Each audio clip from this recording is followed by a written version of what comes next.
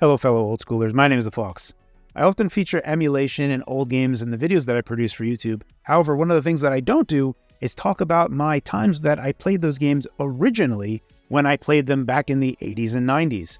Those were some really wild times and they were a lot different, so I want to kind of give my perspective on those times when I played them. So I'm going to be making a series of videos that I'm going to be calling Retro Story Time. The first episode, I'm going to be talking about the first games that I can remember playing. Now, for what it's worth, a lot of this is pretty difficult because my memories are kind of fudged together and nothing is really sorted chronologically. And I have to recall things that were in my memory that were adjacent to whatever I was playing. For instance, I had an older brother that, because he was older than me, I was fortunate that he was the one that was asking for all of these things. So I was introduced to a lot of stuff, whether I would have asked for it or not. So there were games that I played far earlier than I should have, because I wouldn't have really asked for this stuff or been aware of it. I would just be playing with various different toys. However, because I had an older brother, one of the things that he had was the Omnibot, and I can distinctly remember that existing in some of the memories of the games that I can play. This will be the second and third game that I can remember playing, as the Omnibot left my house around the very late 80s. Definitely by early 90s, it was gone. So a lot of the games that I can recall playing are going to be featured in that. So I'm going to talk about the first three games that I can remember playing. Let me take you back.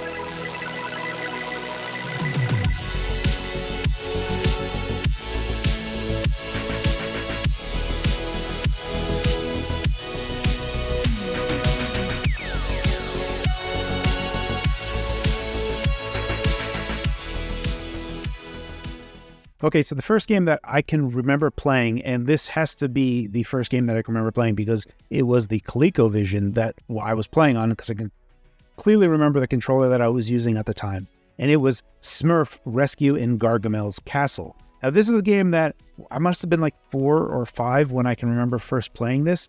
However, I never passed the initial first stage. Literally going up and just jumping over the fence, I had no clue how to do. I remember going left and right and pressing every button that was available to me. I didn't know that you had to press up to jump over the fence. I was just literally drawing a blank as to what I was supposed to accomplish here. So that was the first video game that I can remember playing, although I didn't play much more than 10 minutes of it, but it's definitely the very first memory as far back as I can remember going to it. So one of the things that I would think about before I start talking about actually going back and setting this up, going into my collection, bringing out the Smurf game and hooking up my old ColecoVision, before we get to that, I wanted to revisit some of the older articles and see what they rated the game, as well as any other particular commercials that might have featured the games back then.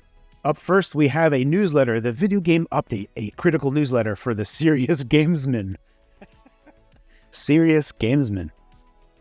May 1983.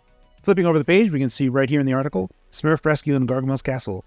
3.5 stars, 3.5 stars. Seems like he is actually rating this for the Atari 2600 and ColecoVision, so he's kind of combining both versions and doing a review of both. You can see right up on top right, Zaxxon, he gave 1.5 star and 2 star for the Atari 2600 or ColecoVision. ColecoVision being a little bit better, especially because I'm going to take a quick aside here. I know we're going to look at these particular articles, but the animation and sprite work that was available on the ColecoVision, remember this game is 1983, 1984, so the sprite work that's on here is actually really amazing considering. I mean, look at how smooth the Smurf moves through the environment. But overall, this is actually really decent for the time. Anyway, going back, we can see the review, Smurf Rescue in Gargamel's Castle brings the familiar Smurf and Smurfette characters of Saturday morning TV to children's video game for the Atari 2600. While this version is somewhat less elegant than the ColecoVision game on which it's based, Coleco's done an amazingly good job of translating it to this format. Now, while I've never played the Atari 2600 version of this game, I have played a lot of Atari 2600 games, and they were very crude considering. And the jump in quality from ColecoVision, honestly, I didn't know or recall how good ColecoVision games looked. To be quite honest, it was a long time ago, and I always considered the NES games, Nintendo Entertainment System, to be like the start of decent enough graphics, and Atari 2600 just being outrageously crude at the time. This is the VidKids book of home video games. Flipping over the pages, we can see the entry for Smurf Rescue in Gargamel's Castle by Coleco. In Coleco's Smurf Rescue in Gargamel's Castle, the evil Gargamel has kidnapped Smurfette and is keeping her in his laboratory. The player takes the role of a brave little Smurf who must journey through fields, woods, and caverns while avoiding hawks, spiders, and bats. If the Smurf survives all that, then he saves the sweet Smurfette. Report card, overall rating, A-. This game is really, really simple. I mean, I'll show you in a little moment, but I mean, the type of gameplay that's on here, especially when just boosting up the difficulty level with just having more enemies on screen that you have to duck over, it's very basic. Here's another magazine. This magazine is just titled Video Games. This particular issue is June 1983. Let's go ahead and flip over the pages and see what we can find. All right, page 62 of Video Games, Smurfs Rescuing Gargamel's Castle. The ubiquitous, oppressively cute cartoon characters come to the home video game scene with such remarkable fidelity to their Saturday morning origins, you'll be asking yourself, is it Smurf or is it ColecoVision? Wow, that's some line. But aside from the astounding graphics, the gameplay is pretty good. Smurf Rescue is a Donkey Kong derivative in which you guide a joystick-controlled Smurf along a horizontal scrolling trail that eventually leads to Gargamel's evil castle. To jump, you move the joystick forward. To duck, move it back towards you. To duck, move it back towards you. So it's pressing down. It's pressing down on the controller. So you have to remember that when you hold the ColecoVision controller, you're kind of like holding it like this. So your hand is like this, so you're pushing the joystick towards you. And that's what he means by pressing down on it. That's pretty wild. Even if you're not a fan of these blue munchkins, Smurf Rescue is a challenging and exciting game with superb graphics that complement the growing library of carts for this superb system. That's a glowing review for the ColecoVision. At this point, I do want to pivot over to setting up my particular ColecoVision, going into my collection and pulling out the Smurf game that we've had in my family forever now, and kind of playing it and trying to remember how this game actually was to play. Thankfully, now that I'm a little bit older, pressing up on a control pad to jump isn't so mystifying to me as it once was. But one of the funny things about this game is that how literally touching anything kills you. Even a little bit of grass. If you just as so much as glance a few blades of grass, they will kill you instantly.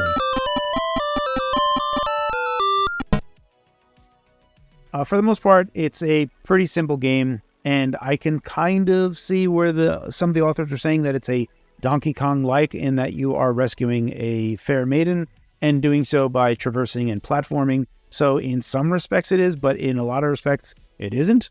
So that's a bit of a weird stretch to say the very least. But overall, I mean, thinking back on it in 1983, taking a look at the graphics for Smurf Rescuing Gargamel's Castle, this game is actually quite the looker for a game that came out in 1983.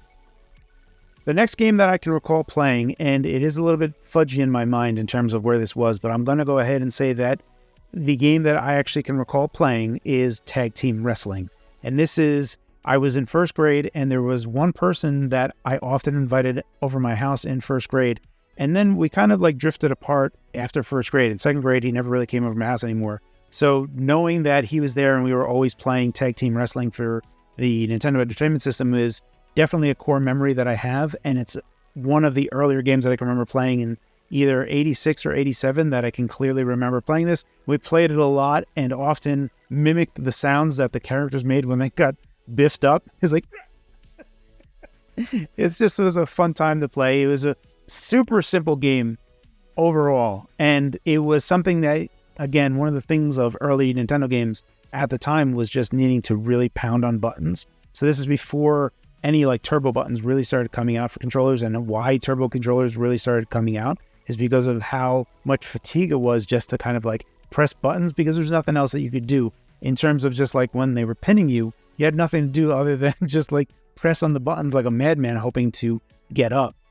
Looking back and trying to find magazines and stuff is a little bit more difficult. However, I did find mention of it a few different times, but I'm going to mention the first time that I found it, which is in the official Nintendo Player's Guide. Now, when I'm reading this, nothing in here is actually a review. This entire book seems dedicated to just being a glorified advertisement for the entire catalog for Nintendo. But if we flip over the pages, we can see Tag Team Wrestling Mania on the mat. You've watched it on television, jeered from the sidelines. Now you can experience the thrill of throwing a flying headbutt right on your home nest. Grab your partner, hop in the ring, and do battle with some of the biggest, brawniest opponents on the circuit. It's Tag Team Wrestling at its wildest, and you and your mate dropkick, body slam, and ring post your way into the Super World Championship of Tag Team Wrestling. Gameplay. It'll take 35 title match victories to bring home the trophy. 35! To get there, you'll match muscles with two terrifyingly terrific tag teams. Study moves carefully as each player has a special move for certain opponents. Pin your opponent for a 3 count or make him give up. Oh, Oh. Or make him cry, give up. That's what they're saying? Oh my goodness. I never knew that's what they were saying. We always... So in the game, whenever you hit someone, they go like that, right? Like that. They would make I would only consider them to be saying ret. So what we always used to say to my friends, when you go ret, gebiet, aw. And ret is them getting hit. Gebiet I understand it to be give up. And awe is the audience going nuts because they gave up. So that was the sequence of noises we would make whenever we would talk about playing this game. I had no idea that what they were saying was give up. Wow. And the match is yours, but don't forget to watch your energy meter. When it runs low, it's time to tag your partner. The fans will be on their feet when you take to the mat in this Mighty Might Tag Team Free-For-All. This game was actually super fun being 6 years old. It doesn't hold up well at all today at all, but I played this game a lot. So yeah, I definitely love this game. And the last game that I can remember playing, and the only reason that I know that this is a game that I played early on is because, again, this is around first grade, second grade, and I can recall very vividly a number of different things when I was playing this game. First, starting up the game and just hearing the music.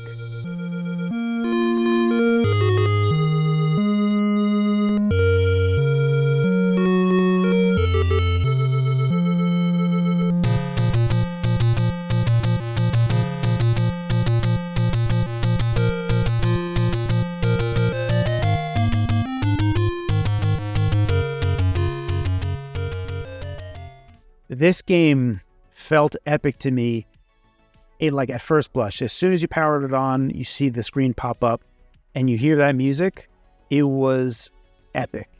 And then even when you start the very silent screen and pressing select to go through the different menu options, even when you're going into the menu selection screen, the silence and just pressing select and the type of sound that they use to select different items just had this very, very stark sound to me, especially as a kid. I don't know why, but how that sound was, it felt very, very impactful. And maybe a lot of people don't feel this way at all, but I think one of the things that happened to me is I deleted one of my brother's saves, and I can remember it. At the time, I'm going to be dead honest, I did not know how to read elimination. I didn't know how to pronounce that word, and I certainly didn't know what it meant. I didn't know that that was to delete your character. And when you do it, it's instantaneous. There is no like, are you sure or not? You just do it and it's gone. And I can clearly remember that when I deleted my brother's save game, he had like, 12 hearts at the time. I deleted his game and it just vanished. And I got so scared that I just immediately powered off the Nintendo and ran downstairs. And I was just fearing for my life at this point, because I was for sure thinking like, well, I often get my ass kicked by my brother, but this time I'm pretty much know that I deserve it this time. But I don't think he actually ever figured out that it was me, and he just kind of blamed it on the game. Or at the time he just like kind of stopped playing it. But yeah, I was fearful for my life for a while. So yeah, that was my first introduction to Legend of Zelda. This was the third game that I played. And I remember the first beginning scenes, and I definitely remember deleting my brother's save next to his Omnibot and then running for my life afterwards. But I didn't actually continue playing Legend of Zelda again for a few more years later. But it was definitely one of the first experiences that I had with the game.